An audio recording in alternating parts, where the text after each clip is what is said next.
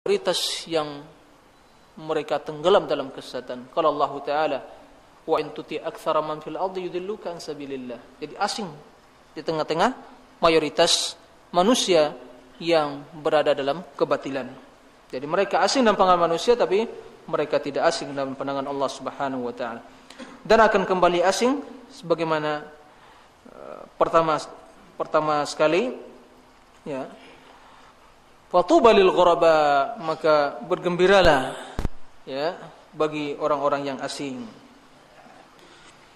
Kama yusafu atba'u hadzal manhaj an-nabawi bi ahli sunnati wal jamaah, sebagaimana pengikut yang mengikuti manhaj, ya, an-nabawi, mereka dinamakan dengan ahli sunnah wal jamaah dikarenakan mereka yang selalu mengamalkan sunnah, ya, yang selalu menjadikan Rasulullah SAW sebagai siru tauladan, panutan dalam hidup, dalam segala aspek dan kehidupan mereka, dan mereka yang selalu berjalan di atas al-haq, dinamakan jamaah. Yaqulu Syekhul Islam Ibnu Taimiyah rahimahullah berkata, wa minal ma'lum bid-darurah, dan sebagaimana yang dimaklumi liman tadabbara al-kitab was sunnah, sebagaimana yang dimaklumi dengan pasti bahwasanya orang yang mentadabbur Al-Qur'an dan sunnah, wa mattafaqa alaihi ahlus sunnati wal jamaah, dan apa yang disepakati oleh ahli sunnati wal jamaah. Jadi dinamakan ahli sunnati wal jamaah.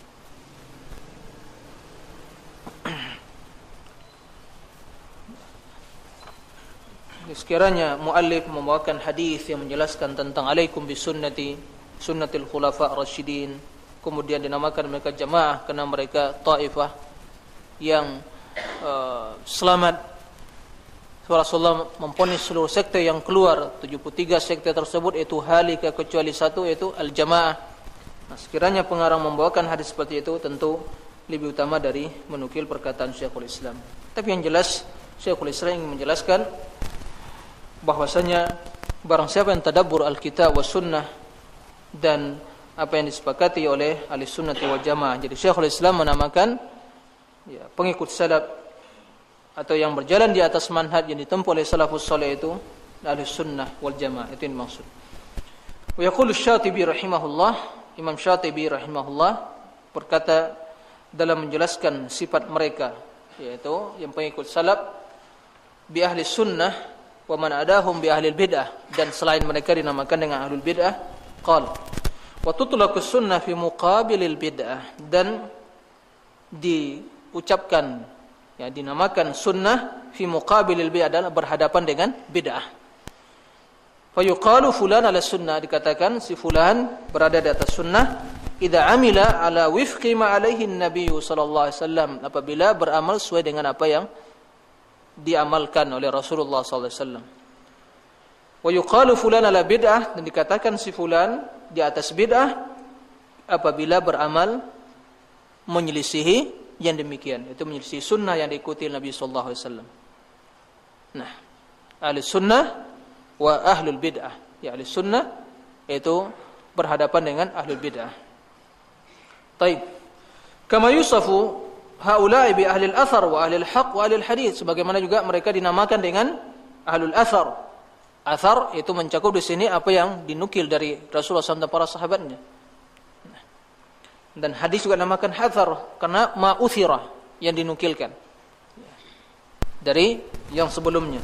Wa alul haq, orang yang mengikuti kebenaran, maka dinamakan mereka as-salafus salih karena yang menjadi timbangan atau landasan mereka adalah ittiba'ul haq, mengikuti kebenaran, menjunjung tinggi kebenaran. Wa alul hadis, mereka yang menjunjung tinggi, memuliakan hadis Rasulullah sallallahu alaihi wasallam, mempelajari hadis, mengamalkan, dan mereka yang bersusah payah mengumpulkan hadis, memperjuangkan hadis, dan alhamdulillah ini kemuliaan bagi mereka. Tidak satu pun dari ahlul bidah yang mempunyai jasa dalam mengumpulkan hadis. Karena hadis adalah yang paling berat bagi mereka, yang paling mereka benci. Tidak satu pun dari ahlul bidah kecuali yang paling mereka benci dalam diri mereka adalah sunnah dan pengikutnya. Begitu. Jadi Allah hinakan mereka dengan seperti itu. Makanya antum melihat karangan para ulama ahli sunnah, tidak ada, alhamdulillah tidak ada ahlul bid'ah. Sebab jelas bid'ah menyelisihi sunnah. Oleh karenanya seorang yang jiwanya diliputi atau dililit oleh bid'ah, maka dia tidak akan pernah berbicara dengan hak. Tapi orang yang selalu menghiasi diri dengan sunnah, dia akan keluar dari mulutnya ucapan-ucapan yang penuh hikmah. Man ammara sunnata ala nafsi nataqa bil hikmah. Seperti itu. Sebagaimana perkataan sebagian ulama salaf. Nah, ini kemuliaan bagi ahli sunnah. Makanya siapa yang berhak untuk mendapatkan gelar atau kemuliaan ini, tidak lain kecuali orang yang mengikuti mazhabus salaf.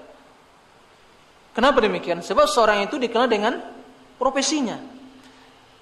Kalau seorang dikatakan penjual parfum, maka jelas tokonya itu penuh dengan parfum, kan begitu.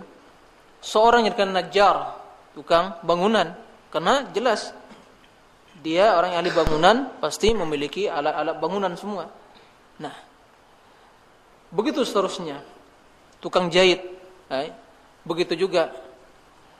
Nah, kalau dia datang, tukang bangunan datang mengatakan saya adalah penjual parfum, sementara tidak ada bukti di tokonya atau di bangunan atau di tempat dia itu alat-alat atau mungkin parfum-parfum yang dijual untuk dijual. Mungkinkah kita membenarkan dia bahwasanya anda adalah benar dalam pendakwaan tukang jual parfum? Tidak akan mungkin. Tidak ada tanda-tanda atau indikasi yang menjelaskan dia itu penjual parfum. Nah, tatkala datang ahlul bid'ah mengatakan kami ahli sunnah wal jamaah, tapi tidak pernah dalam hidup mereka kita mendapatkan mereka tidak pernah mempelajari sunnah. Mereka tidak pernah mengajarkan pada sunnah. Mereka tidak pernah berjuang, pergi ke berbulan-bulan, mencari satu hadis bersungguh-sungguh.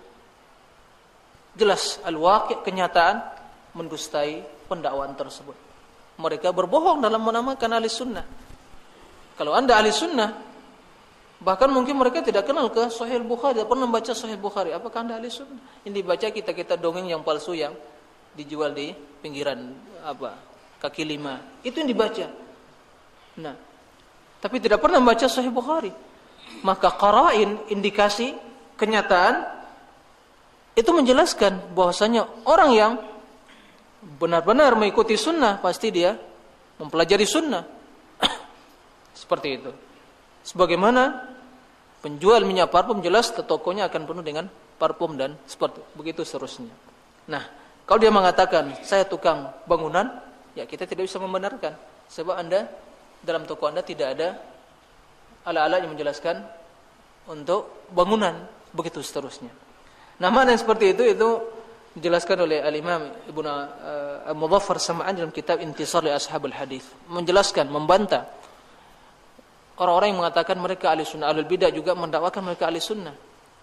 Nah, siapa sebenarnya yang waman ahaq bil haq, yang paling benar dalam pendakwaannya tidak lain adalah ahli sunnah yang sejati, yang pengikut salaf, karena mereka lah yang terdapat dalam diri mereka kecintaan pada sunnah, kesungguhan mempelajari sunnah, dan juga mereka orang yang menguasai alat untuk mempelajari sunnah, dan mereka yang dikenal jasa yang mulia, perjuangan yang agung dalam memperjuangkan sunnah Rasulullah sallallahu alaihi wasallam.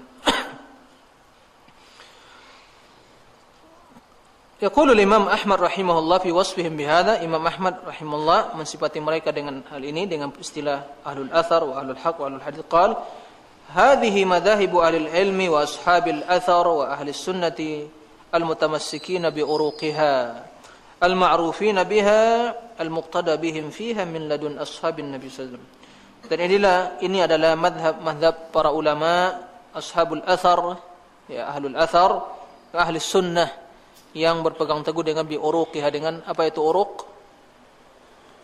Uruq itu akar yang menjulang, yang tertanam ke itu. Jadi yang berpegang dengan prinsip-prinsip dasar. Prinsip prinsip dasar dari sunnah itu sendiri. Mutamassikina bi uruqiha. Jadi prinsip-prinsip dasar sunnah itu artinya di situ. Nah, al-ma'rufina biha, yang dikenal dengan sunnah. Karena mereka yang mengamalkan sunnah, menjunjung tinggi sunnah. Al-muqtada bihim fiha, yang jadikan sebagai panutan fiha, dalam mengamalkan sunnah. Min ladun ashabin Nabi sallallahu alaihi wasallam, mulai dari para sahabat Nabi sallallahu alaihi wasallam. Kama yusaf wa yun'atu ahlus sunnati bil firqatin najiyati wal mansurah istinadan li ahadits ad-dalati ala hadhihi al-awsaf al-'azimah. Sebagaimana juga pengikut salaf dinamakan dan disifati dengan ahli sunnah, yaitu firqatun najiyah, golongan yang selamat dan yang mendapat pertolongan, yang ditolong berdasarkan hadis-hadis yang menjelaskan sifat-sifat yang mulia ini. Sebagaimana yang telah disebutkan Rasulullah SAW dalam hadis iftiraqul ummah bisababil bid'ah wal ahwa, disebabkan oleh bid'ah dan hawa nafsu. Jadi sekte yang 73 yang menyimpang dari sunnah, yang celaka itu semuanya keluar dari sunnah disebabkan bid'ah dan pengikut hawa nafsu. Makanya dalam sebagian riwayat hadis iftiraqul ummah itu jelaskan, sayakhruju qauman min ummati yatajara bihimul ahwa tatajara bihimul ahwa kama yatajara al-kalabu bi sahibihi.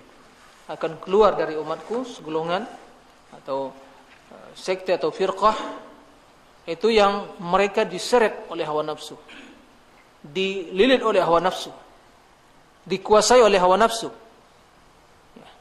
ditarik oleh hawa nafsu, itu yatajara. Sebagaimana al-kalab, al-kalab bukan kalb ya. Al-kalb itu anjing. Al-kalab itu penyakit anjing gila, rabies.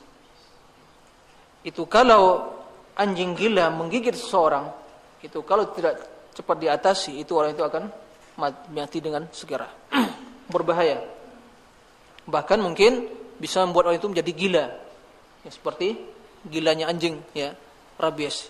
Begitulah hawa nafsu kalau telah masuk, telah menyeret dan telah menarik dan telah masuk ke dalam pembuluh atau nadi mereka, maka mereka akan sakit, menjadi gila, bagaikan penyakit rabies tadi itu. Apabila anjing gila menggigit seorang, dia akan sakit. Begitu, dia telah dikuasai oleh hawa nafsu. Jadi bukan bagaimana anjing menyeret pemiliknya, tidak, bukan itu artinya. Kalab, al-kalab itu penyakit anjing gila, yaitu rabies. Nah, bayangkan, nasallallahu as-salamah ya, nasallallahu as-salamah. Begitulah hawa nafsu membuat pengikutnya, pengekor hawa nafsu menjadi sakit dan menjadi gila. Nah, begitu. Berbahaya.